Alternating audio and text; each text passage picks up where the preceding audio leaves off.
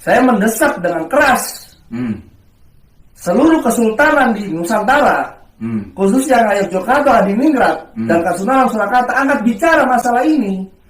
Kemarin itu kan lagi ramai ya pembahasan tentang KRT Sumodiningrat yang diklaim dan dimasukkan sebagai golongan Ba'alawi. Artinya tokoh Nusantara dari Keraton Mataram itu diklaim sebagai Ba'alawi, dan ada juga makamnya itu di daerah Semarang ya. Dan nyambungnya itu tidak sinkron ya, karena di sini kan disebut ada sebuah blog atau web yang menuliskan itu sambungannya atau nasabnya itu kan ini namanya Al-Alamah Al-Arif Billah Al-Habib Hasan bin Toha bin Yahya. Ini kan aneh sekali ya. Padahal semua kan tahu yang namanya Keraton Mataram itu kan jalurnya tidak ke Habaib dari Yaman. Sebab Mataram itu sudah ada lebih dulu daripada para imigran dari Yaman ini. Imigran dari Yaman ini kan datangnya sekitar abad ke-19 ya. Sementara Keraton Mataram itu sudah lama ada. Sehingga misalkan kok bangsawan kerajaan Mataram dan dalam hal ini adalah KRT Sumodiningrat itu kok diklaim sebagai keturunan Yaman, ya ini dasarnya tidak kuat dan itu hanyalah halusinasi atau istilah Jawanya itu yang ngawur saja ya. Karena sebagaimana kita lihat bahwa KRT Sumodiningrat itu sebenarnya adalah seorang pejuang, seorang panglima perang. Beliau bernama Tumenggung Sumodiningrat, merupakan menantu Sri Sultan Hamengkubuwono II saat pecah peristiwa Geger Sepoi tahun 1812 hingga 1815. Dia merupakan panglima perang Keraton Yogyakarta dan memimpin ribuan prajurit dalam menghadang pasukan Inggris. Saat itu kan terjadi perseteruan yang sengit antara Sri Sultan Hamengkubuwono II atau lebih dikenal dengan nama Sultan Sepuh dengan pemerintah Inggris. Jadi sebelum Belanda datang, itu Inggris itu sudah datang di Indonesia atau di Nusantara kala itu ya. Dan di sini sudah berusaha untuk menguasai Keraton Yogyakarta.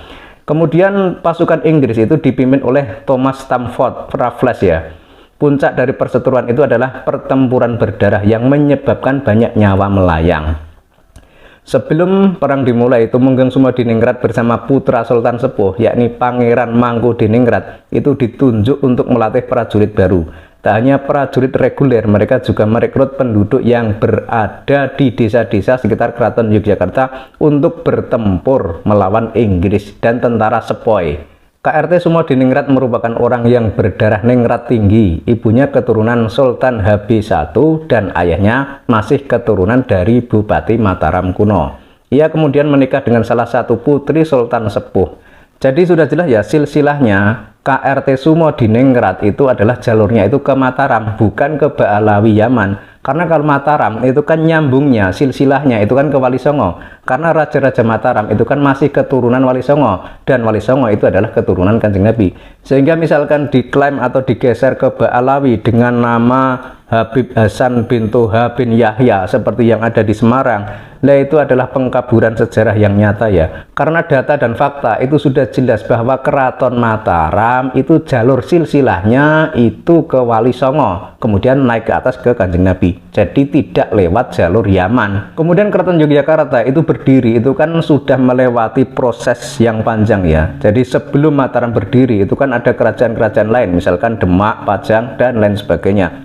Misalkan dimulai dari Demak, itu kan jelas. Dari Demak itu kan Raden Fatah, itu juga keturunan Kanjeng Nabi. Kemudian dari Demak, kemudian turun lagi ke Pajang dan lain sebagainya, kemudian hingga ke Mataram. Itu kan masih ada ikatan darah, masih ada sambungan dari raja-raja yang ada sebelumnya hingga ke Mataram tersebut. Sehingga misalkan kok yang Mataram ini kok dibelokkan ke arah Ba'alawi, ya jelas itu tidak berdasar. Karena di Keraton Mataram sendiri itu sudah ada pencatatan silsilah yang benar seperti apa, itu sudah ada. Dan kalau kita lihat di media sosial itu yang di Semarang yang bernama Habib Hasan bin Toha bin Yahya itu juga sudah diresmikan dan ada juga yang berkunjung ke sana. Ini kan sangat disayangkan. Mosok ada satu orang tapi makamnya ada dua, yakni di Semarang dan di Yogyakarta. Ini kan aneh. Padahal yang sesuai data atau yang benar itu adalah yang berada di daerah Jejeran, Pleret, Bantul, bukan yang di Semarang itu.